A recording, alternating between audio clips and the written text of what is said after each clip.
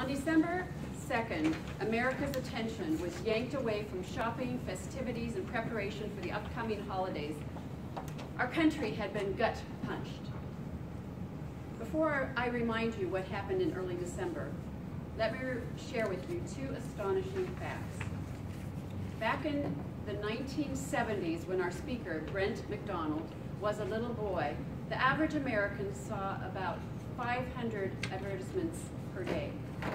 Today, that figure is estimated to be approximately 5,000. Back in 1983, approximately 50 corporations owned the vast majority of all news media in the United States. Today, ownership is concentrated in the hands of just 6 incredibly powerful media corporations. These corporate behemoths control most of what we watch, hear, and read every single day.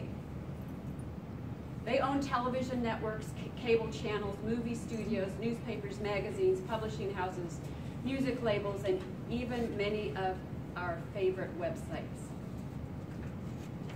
What was it that happened back on December 2nd?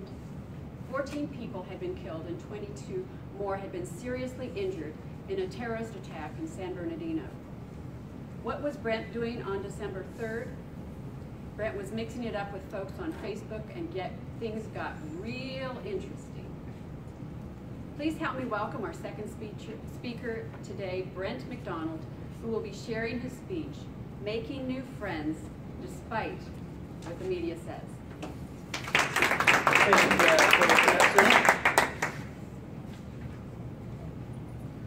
Fellow Toastmasters and our guests, America had just lost 14 people. The country was tense. Who remembers feeling a little bit disturbed by that? By show of hands, who remembers feeling a little bit disturbed? All right, that's everybody. I'm a mortgage banker. In December, things often slow down for us. I refinance people's houses or help them finance a new house, right? Things are slower, so I had some time to kill. I hopped on Facebook, and thousands of fingers all over the country were fast, furiously at work, debating things like religion, terrorism, gun control, all facets having to do with this attack that had happened in California. And I remember seeing one friend's page said something to the effect, I believe that Islam is a religion of peace, and that we should judge all this group of people by the actions of a couple bad apples. And discussion erupted, and all sorts of stuff was said. And I remember thinking, well, I like Muhammad Ali, and I like the Showtime Lakers. I mean, James Worthy, Magic Johnson, and another Muslim, Kareem Abdul-Jabbar. But Kareem and I don't hang out. I don't know any Muslims. So I sparked up my keyboard and said, hey, I'm kind of concerned. I don't know any Muslims. And I think it's because they don't integrate into American society. Well, just a few seconds later, I get a message. A guy named Al Malou politely introduces himself to me. Now, Al is from Michigan, like me. Also a fan of the Michigan Wolverines, like me. Happened to serve as in the Marine Corps during Desert Storm while I was serving in the Navy. We had a pretty cool conversation and kind of left it, let's do lunch sometime sort of thing. Well, the images of San Bernardino was being seared into our brains over the next 10 days. I found myself thinking, somewhere back in my medulla oblongata, Brent, you can't rush to judgments. You gotta find out for yourself. So I reached back out to my friend Al, said, Al, will you take me to your mosque? Whoa. Al was taken a bit by surprise, but he was enthusiastic. He's like, let's do it. And now Al's a pretty busy businessman, and I'm so grateful for him for being my Islamic tour guide. Al spent a bunch of time answering some pretty stupid questions, like, do I have to wear a special outfit? Are you Shiite or Sunni? And do they speak English at this service? Stuff like that. Well, the day arrived. It was December 18th. I made my way down to Tempe. I remember having the swirling thoughts. You know, I've been the only Caucasian in Detroit before, and I've been the only gringo in some rough parts of Tijuana before. I kind of expected it to be like that. And so I met Al at his father's restaurant down in Tempe. And we had a soda while we waited for another buddy of his named Isa to come join us. Made our way over to the mosque, and I was so grateful to have these guys to take me experiences with. I think I would chicken out if I had to go by myself. Got there, and Isa explained that I could take my shoes off and put them in this rack, and that kind of reminded me of my mom's house. And I remember thinking, wow, I'm so glad I wore socks without holes in them today. And the imam, the pastor, came over and enthusiastically shook my hand, made me feel completely welcome, and said he'd be happy to meet with me afterwards to answer any questions or explain, the message to me.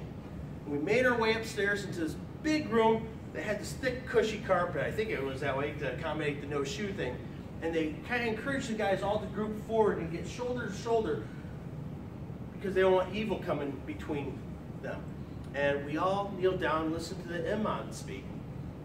And then, I'm not sure I'm saying that right, the imam he gave this message from the Quran that was really interesting. It was about servitude and friendship. And then he related it to the events of the day and said, look, 78% of Americans have never interacted with a person of Islamic faith.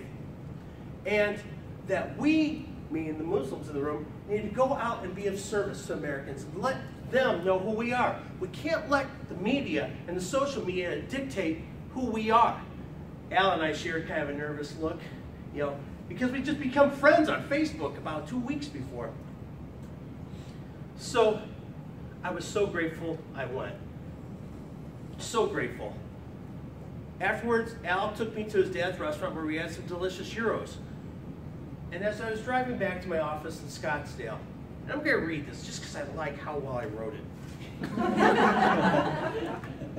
As I drove back to my office, I began thinking how difficult it must have been for Muslims at that time, with Americans on edge after the recent attack.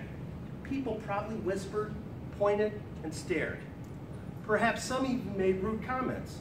It was a very, very tense time. Something else occurred to me. The media exists to sell stuff through advertising. We are hypnotized by our iPhones and our Androids. The horrors of the world are available 24/7, and this is all driven by advertising. The big six media machines need our attention, and they use shock and fear to get it. Today, that old newspaper saying, if it bleeds, it leads, has never been more true. Never. So next time the media tells you that some group of people are sexist, communist, racist, terrorists, or cryptozoologists, think back to the story and judge with your own mind. Don't believe everything you hear. If you remain open-minded, you might find you get to make a new friend. I went to sleep. Dang it. Power. I have a really cool picture of Al and I outside the mosque. He's going like this, and I got my arm around him. And he wanted so badly to be here to meet you guys today. And he said his regrets that he couldn't join you. Man, Toastmaster.